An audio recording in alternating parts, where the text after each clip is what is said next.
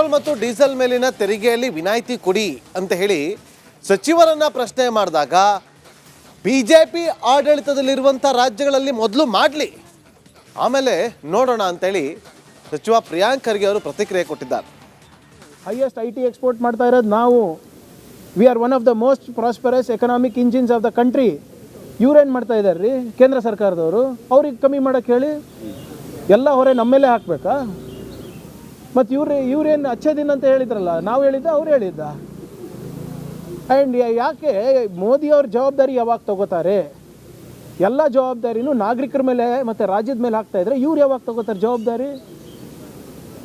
ಇವ್ರೇನು ಬರೀ ಉಪದೇಶ ನೀಡೋಕ್ಕಿದ್ದಾರೆ ಕೆಂಪುಕೋಟೆ ಮೇಲಿಂದ? Where is his responsibility? Where is his accountability?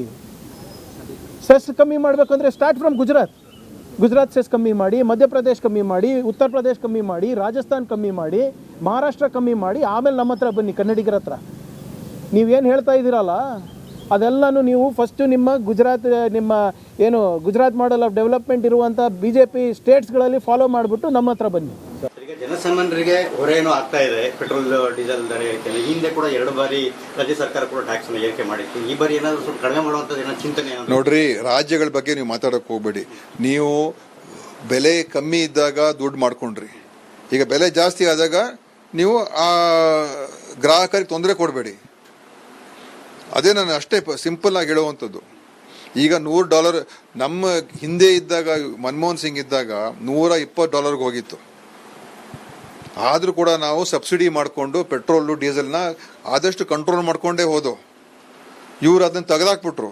So ಈಗ ಏನು ಇವ್ರ ಕಾಂಟ್ರಿಬ್ಯೂಷನ್ ಏನು? ಸಾಮಾನ್ಯ ಜನರಿಗೆ ಇವ್ರದ್ದು ಏನು ಕಾಂಟ್ರಿಬ್ಯೂಷನ್? ಬರೀ ಅಂಬಾನಿ ಅದಾನಿ ಅವ್ರಿಗೆ ದುಡ್ಡು ಮಾಡ್ಕೊಳ್ಳೋದಕ್ಕೆ ಬಿಡ್ತಾರೆ ಹೊರತು ಇವರು ಸಾಮಾನ್ಯ ಜನರಿಗೆ ಏನಿದೆ ಇವ್ರು ಕೊಡುಗೆ? ಪೆಟ್ರೋಲ್ ಮತ್ತು ಡೀಸೆಲ್ ಮೇಲಿನ ತೆರಿಗೆಯಲ್ಲಿ ವಿನಾಯಿತಿ ಕೊಡಿ ಅಂತ ಹೇಳಿ ಸಚಿವರನ್ನ ಪ್ರಶ್ನೆ ಮಾಡಿದಾಗ ಬಿಜೆಪಿ ಆಡಳಿತದಲ್ಲಿರುವಂಥ ರಾಜ್ಯಗಳಲ್ಲಿ ಮೊದಲು ಮಾಡಲಿ ಆಮೇಲೆ ನೋಡೋಣ ಅಂತೇಳಿ ಸಚಿವ ಪ್ರಿಯಾಂಕ್ ಖರ್ಗೆ ಅವರು ಪ್ರತಿಕ್ರಿಯೆ ಕೊಟ್ಟಿದ್ದಾರೆ. ಹೈಯೆಸ್ಟ್ IT ಎಕ್ಸ್ಪೋರ್ಟ್ ಮಾಡ್ತಾ ಇರೋದು ನಾವು. We are one of the most prosperous economic engines of the country. ಇವ್ರೇನು ಮಾಡ್ತಾ ಇದ್ದಾರೆ ರೀ ಕೇಂದ್ರ ಸರ್ಕಾರದವರು? ಅವ್ರಿಗೆ ಕಮ್ಮಿ ಮಾಡೋಕ್ಕೆ ಹೇಳಿ ಎಲ್ಲ ಹೊರೆ ನಮ್ಮ ಮೇಲೆ ಹಾಕಬೇಕಾ? ಮತ್ತು ಇವ್ರೇನು ಅಚ್ಚೇ ದಿನ ಅಂತ ಹೇಳಿದ್ರಲ್ಲ, ನಾವು ಹೇಳಿದ್ದ ಅವ್ರು ಹೇಳಿದ್ದ? ಆ್ಯಂಡ್ ಯಾಕೆ ಮೋದಿಯವ್ರ ಜವಾಬ್ದಾರಿ ಯಾವಾಗ ತಗೋತಾರೆ? ಎಲ್ಲ ಜವಾಬ್ದಾರಿನೂ ನಾಗರಿಕರ ಮೇಲೆ ಮತ್ತು ರಾಜ್ಯದ ಮೇಲೆ ಹಾಕ್ತಾಯಿದ್ರೆ ಇವ್ರು ಯಾವಾಗ ತಗೋತಾರೆ ಜವಾಬ್ದಾರಿ? ಇವ್ರೇನು ಬರೀ ಉಪದೇಶ ನೀಡೋಕ್ಕಿದ್ದಾರೆ ಕೆಂಪುಕೋಟೆ ಮೇಲಿಂದ? Where is his responsibility? Where is his accountability? Cess ಕಮ್ಮಿ ಮಾಡಬೇಕಂದ್ರೆ ಸ್ಟಾರ್ಟ್ ಫ್ರಮ್ ಗುಜರಾತ್ ಸೆಸ್ ಕಮ್ಮಿ ಮಾಡಿ, ಮಧ್ಯಪ್ರದೇಶ್ ಕಮ್ಮಿ ಮಾಡಿ, ಉತ್ತರ ಪ್ರದೇಶ್ ಕಮ್ಮಿ ಮಾಡಿ, ರಾಜಸ್ಥಾನ್ ಕಮ್ಮಿ ಮಾಡಿ, ಮಹಾರಾಷ್ಟ್ರ ಕಮ್ಮಿ ಮಾಡಿ, ಆಮೇಲೆ ನಮ್ಮ ಹತ್ರ ಬನ್ನಿ ಕನ್ನಡಿಗರ ಹತ್ರ. ನೀವೇನು ಹೇಳ್ತಾ ಇದ್ದೀರಲ್ಲ ಅದೆಲ್ಲನೂ ನೀವು ಫಸ್ಟು ನಿಮ್ಮ ಗುಜರಾತ್ ಮಾಡೆಲ್ ಆಫ್ ಡೆವಲಪ್ಮೆಂಟ್ ಇರುವಂಥ BJP ಸ್ಟೇಟ್ಸ್ಗಳಲ್ಲಿ ಫಾಲೋ ಮಾಡಿಬಿಟ್ಟು ನಮ್ಮ ಹತ್ರ ಬನ್ನಿ. ಈಗ ಜನಸಾಮಾನ್ಯರಿಗೆ ಹೊರೆ ಏನೋ ಆಗ್ತಾ ಇದೆ, ಪೆಟ್ರೋಲ್ ಡೀಸೆಲ್ ದರ ಏರಿಕೆ. ಹಿಂದೆ ಕೂಡ 2 ಬಾರಿ ರಾಜ್ಯ ಸರ್ಕಾರ ಕೂಡ ಟ್ಯಾಕ್ಸ್ ಏರಿಕೆ ಮಾಡಿತ್ತು. ಈ ಬಾರಿ ಏನಾದರೂ ಸ್ವಲ್ಪ ಕಡಿಮೆ ಮಾಡುವಂಥದ್ದು ಏನೋ ಚಿಂತನೆ? ನೋಡ್ರಿ, ರಾಜ್ಯಗಳ ಬಗ್ಗೆ ನೀವು ಮಾತಾಡೋಕೆ ಹೋಗ್ಬೇಡಿ. ನೀವು ಬೆಲೆ ಕಮ್ಮಿ ಇದ್ದಾಗ ದುಡ್ಡು ಮಾಡ್ಕೊಂಡ್ರಿ, ಈಗ ಬೆಲೆ ಜಾಸ್ತಿ ಆದಾಗ ನೀವು ಆ ಗ್ರಾಹಕರಿಗೆ ತೊಂದರೆ ಕೊಡಬೇಡಿ. ಅದೇ ನಾನು ಅಷ್ಟೇ ಸಿಂಪಲ್ ಆಗಿ ಹೇಳುವಂಥದ್ದು. ಈಗ $100 ನಮ್ಮ ಹಿಂದೆ ಇದ್ದಾಗ, ಮನಮೋಹನ್ ಸಿಂಗ್ ಇದ್ದಾಗ $120 ಹೋಗಿತ್ತು. ಆದರೂ ಕೂಡ ನಾವು ಸಬ್ಸಿಡಿ ಮಾಡಿಕೊಂಡು ಪೆಟ್ರೋಲು ಡೀಸೆಲ್ನ ಆದಷ್ಟು ಕಂಟ್ರೋಲ್ ಮಾಡಿಕೊಂಡೇ ಹೋದೋ. ಇವರು ಅದನ್ನು ತೆಗೆದಾಕ್ಬಿಟ್ರು. ಸೊ ಈಗ ಏನು ಇವ್ರ ಕಾಂಟ್ರಿಬ್ಯೂಷನ್ ಏನು? ಸಾಮಾನ್ಯ ಜನರಿಗೆ ಇವ್ರದ್ದು ಏನು ಕಾಂಟ್ರಿಬ್ಯೂಷನ್? ಬರೀ ಅಂಬಾನಿ ಅದಾನಿ ಅವ್ರಿಗೆ ದುಡ್ಡು ಮಾಡ್ಕೊಳ್ಳೋದಕ್ಕೆ ಬಿಡ್ತಾರೆ ಹೊರತು ಇವರು ಸಾಮಾನ್ಯ ಜನರಿಗೆ ಏನಿದೆ ಇವ್ರ ಕೊಡುಗೆ? ಪೆಟ್ರೋಲ್ ಮತ್ತು ಡೀಸೆಲ್ ಮೇಲಿನ ತೆರಿಗೆಯಲ್ಲಿ ವಿನಾಯಿತಿ ಕೊಡಿ ಅಂತ ಹೇಳಿ ಸಚಿವರನ್ನ ಪ್ರಶ್ನೆ ಮಾಡಿದಾಗ ಬಿಜೆಪಿ ಆಡಳಿತದಲ್ಲಿರುವಂಥ ರಾಜ್ಯಗಳಲ್ಲಿ ಮೊದಲು ಮಾಡಲಿ ಆಮೇಲೆ ನೋಡೋಣ ಅಂತೇಳಿ ಸಚಿವ ಪ್ರಿಯಾಂಕ್ ಖರ್ಗೆ ಅವರು ಪ್ರತಿಕ್ರಿಯೆ ಕೊಟ್ಟಿದ್ದಾರೆ. ಹೈಯೆಸ್ಟ್ IT ಎಕ್ಸ್ಪೋರ್ಟ್ ಮಾಡ್ತಾ ಇರೋದು ನಾವು. We are one of the most prosperous economic engines of the country. ಇವ್ರೇನು ಮಾಡ್ತಾ ಇದ್ದಾರೆ ರೀ ಕೇಂದ್ರ ಸರ್ಕಾರದವರು? ಅವ್ರಿಗೆ ಕಮ್ಮಿ ಮಾಡೋಕ್ಕೆ ಹೇಳಿ ಎಲ್ಲ ಹೊರೆ ನಮ್ಮ ಮೇಲೆ ಹಾಕಬೇಕಾ? ಮತ್ತು ಇವ್ರೇನು ಅಚ್ಚೇ ದಿನ ಅಂತ ಹೇಳಿದ್ರಲ್ಲ, ನಾವು ಹೇಳಿದ್ದ ಅವ್ರು ಹೇಳಿದ್ದ? ಆ್ಯಂಡ್ ಯಾಕೆ ಮೋದಿಯವ್ರ ಜವಾಬ್ದಾರಿ ಯಾವಾಗ ತಗೋತಾರೆ? ಎಲ್ಲ ಜವಾಬ್ದಾರಿನೂ ನಾಗರಿಕರ ಮೇಲೆ ಮತ್ತು ರಾಜ್ಯದ ಮೇಲೆ ಹಾಕ್ತಾಯಿದ್ರೆ ಇವ್ರು ಯಾವಾಗ ತಗೋತಾರೆ ಜವಾಬ್ದಾರಿ? ಇವ್ರೇನು ಬರೀ ಉಪದೇಶ ನೀಡೋಕ್ಕಿದ್ದಾರೆ ಕೆಂಪುಕೋಟೆ ಮೇಲಿಂದ? Where is his responsibility? Where is his accountability? Cess ಕಮ್ಮಿ ಮಾಡಬೇಕಂದ್ರೆ ಸ್ಟಾರ್ಟ್ ಫ್ರಮ್ ಗುಜರಾತ್ ಸೆಸ್ ಕಮ್ಮಿ ಮಾಡಿ, ಮಧ್ಯಪ್ರದೇಶ್ ಕಮ್ಮಿ ಮಾಡಿ, ಉತ್ತರ ಪ್ರದೇಶ್ ಕಮ್ಮಿ ಮಾಡಿ, ರಾಜಸ್ಥಾನ್ ಕಮ್ಮಿ ಮಾಡಿ, ಮಹಾರಾಷ್ಟ್ರ ಕಮ್ಮಿ ಮಾಡಿ, ಆಮೇಲೆ ನಮ್ಮ ಹತ್ರ ಬನ್ನಿ ಕನ್ನಡಿಗರ ಹತ್ರ. ನೀವೇನು ಹೇಳ್ತಾ ಇದ್ದೀರಲ್ಲ ಅದೆಲ್ಲನೂ ನೀವು ಫಸ್ಟು ನಿಮ್ಮ ಗುಜರಾತ್ ಮಾಡೆಲ್ ಆಫ್ ಡೆವಲಪ್ಮೆಂಟ್ ಇರುವಂಥ BJP ಸ್ಟೇಟ್ಸ್ಗಳಲ್ಲಿ ಫಾಲೋ ಮಾಡಿಬಿಟ್ಟು ನಮ್ಮ ಹತ್ರ ಬನ್ನಿ. ಈಗ ಜನಸಾಮಾನ್ಯರಿಗೆ ಹೊರೆನೂ ಆಗ್ತಾ ಇದೆ, ಪೆಟ್ರೋಲ್ ಡೀಸೆಲ್ ದರ ಏರಿಕೆ. ಹಿಂದೆ ಕೂಡ 2 ಬಾರಿ ರಾಜ್ಯ ಸರ್ಕಾರ ಕೂಡ ಟ್ಯಾಕ್ಸ್ ಅನ್ನು ಏರಿಕೆ ಮಾಡಿತ್ತು. ಈ ಬಾರಿ ಏನಾದರೂ ಸ್ವಲ್ಪ ಕಡಿಮೆ ಮಾಡುವಂಥದ್ದು ಏನೋ ಚಿಂತನೆ ನೋಡ್ರಿ, ರಾಜ್ಯಗಳ ಬಗ್ಗೆ ನೀವು ಮಾತಾಡಕ್ಕೆ ಹೋಗ್ಬೇಡಿ. ನೀವು ಬೆಲೆ ಕಮ್ಮಿ ಇದ್ದಾಗ ದುಡ್ಡು ಮಾಡ್ಕೊಂಡ್ರಿ. ಈಗ ಬೆಲೆ ಜಾಸ್ತಿ ಆದಾಗ ನೀವು ಆ ಗ್ರಾಹಕರಿಗೆ ತೊಂದರೆ ಕೊಡಬೇಡಿ. ಅದೇ ನಾನು ಅಷ್ಟೇ ಸಿಂಪಲ್ ಆಗಿ ಹೇಳುವಂಥದ್ದು. ಈಗ $100 ನಮ್ಮ ಹಿಂದೆ ಇದ್ದಾಗ, ಮನಮೋಹನ್ ಸಿಂಗ್ ಇದ್ದಾಗ $120 ಹೋಗಿತ್ತು.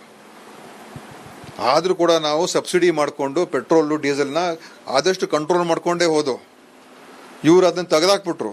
ಸೊ ಈಗ ಏನು ಇವ್ರ ಕಾಂಟ್ರಿಬ್ಯೂಷನ್ ಏನು? ಸಾಮಾನ್ಯ ಜನರಿಗೆ ಇವ್ರದ್ದು ಏನು ಕಾಂಟ್ರಿಬ್ಯೂಷನ್? ಬರೀ ಅಂಬಾನಿ ಅದಾನಿ ಅವ್ರಿಗೆ ದುಡ್ಡು ಮಾಡ್ಕೊಳ್ಳೋದಕ್ಕೆ ಬಿಡ್ತಾರೆ ಹೊರತು ಇವರು ಸಾಮಾನ್ಯ ಜನರಿಗೆ ಏನಿದೆ ಇವ್ರು ಕೊಡುಗೆ? ಪೆಟ್ರೋಲ್ ಮತ್ತು ಡೀಸೆಲ್ ಮೇಲಿನ ತೆರಿಗೆಯಲ್ಲಿ ವಿನಾಯಿತಿ ಕೊಡಿ ಅಂತ ಹೇಳಿ ಸಚಿವರನ್ನ ಪ್ರಶ್ನೆ ಮಾಡಿದಾಗ BJP ಆಡಳಿತದಲ್ಲಿರುವಂಥ ರಾಜ್ಯಗಳಲ್ಲಿ ಮೊದಲು ಮಾಡಲಿ, ಆಮೇಲೆ ನೋಡೋಣ ಅಂತೇಳಿ ಸಚಿವ ಪ್ರಿಯಾಂಕ್ ಖರ್ಗೆ ಅವರು ಪ್ರತಿಕ್ರಿಯೆ ಕೊಟ್ಟಿದ್ದಾರೆ.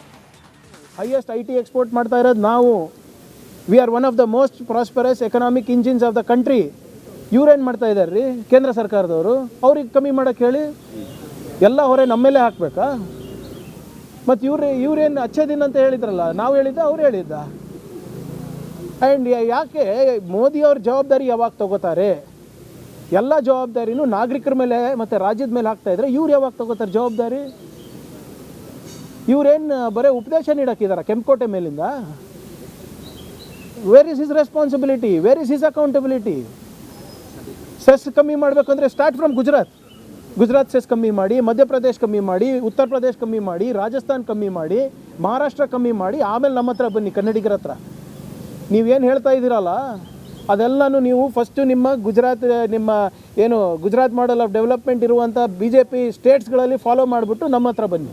ಈಗ ಜನಸಾಮಾನ್ಯರಿಗೆ ಹೊರೆನೂ ಆಗ್ತಾ ಇದೆ, ಪೆಟ್ರೋಲ್ ಡೀಸೆಲ್ ದರ ಏರಿಕೆ. ಹಿಂದೆ ಕೂಡ 2 ಬಾರಿ ರಾಜ್ಯ ಸರ್ಕಾರ ಕೂಡ ಟ್ಯಾಕ್ಸ್ ಅನ್ನು ಏರಿಕೆ ಮಾಡಿತ್ತು. ಈ ಬಾರಿ ಏನಾದರೂ ಸ್ವಲ್ಪ ಕಡಿಮೆ ಮಾಡುವಂಥದ್ದು ಏನೋ ಚಿಂತನೆ ನೋಡ್ರಿ, ರಾಜ್ಯಗಳ ಬಗ್ಗೆ ನೀವು ಮಾತಾಡಕ್ಕೆ ಹೋಗ್ಬೇಡಿ.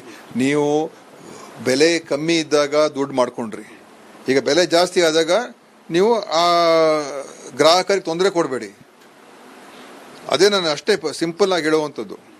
ಈಗ $100 ನಮ್ಮ ಹಿಂದೆ ಇದ್ದಾಗ, ಮನಮೋಹನ್ ಸಿಂಗ್ ಇದ್ದಾಗ $120 ಹೋಗಿತ್ತು. ಆದರೂ ಕೂಡ ನಾವು ಸಬ್ಸಿಡಿ ಮಾಡಿಕೊಂಡು ಪೆಟ್ರೋಲು ಡೀಸೆಲ್ನ ಆದಷ್ಟು ಕಂಟ್ರೋಲ್ ಮಾಡಿಕೊಂಡೇ ಹೋದೋ. ಇವ್ರು ಅದನ್ನು ತೆಗೆದಾಕ್ಬಿಟ್ರು. ಸೊ ಈಗ ಏನು ಇವ್ರ ಕಾಂಟ್ರಿಬ್ಯೂಷನ್ ಏನು? ಸಾಮಾನ್ಯ ಜನರಿಗೆ ಇವ್ರದ್ದು ಏನು ಕಾಂಟ್ರಿಬ್ಯೂಷನ್? ಬರೀ ಅಂಬಾನಿ ಅದಾನಿ ಅವ್ರಿಗೆ ದುಡ್ಡು ಮಾಡ್ಕೊಳ್ಳೋದಕ್ಕೆ ಬಿಡ್ತಾರೆ ಹೊರತು ಇವರು ಸಾಮಾನ್ಯ ಜನರಿಗೆ ಏನಿದೆ ಇವ್ರು ಕೊಡುಗೆ?